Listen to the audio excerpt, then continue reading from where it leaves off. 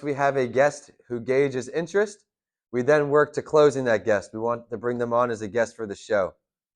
Once this guest is confirmed, the next thing we do is send them out a podcast information sheet. You can customize it any way you'd like, but I encourage you to use the name they prefer to be called, their contact information, a bio for when the show goes live, as well as a call to action you can use for during the show.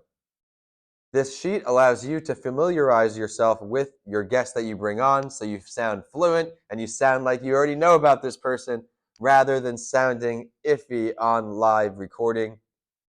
Remember, people are a great authenticity sniffer. They can sniff out if you're not a prepared host and if the guest is not prepared as well. The next part is something we will circle back to in some of my later videos, but I've learned through the process.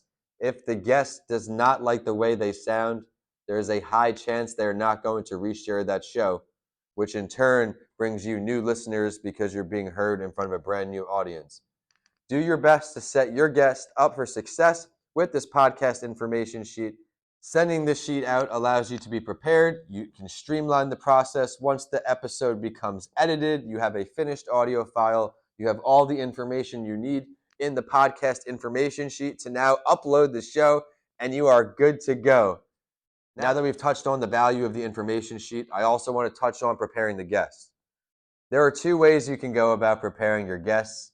One would be to simply letting them know what will be asked of them, some questions you ask every guest, in addition to questions about their story.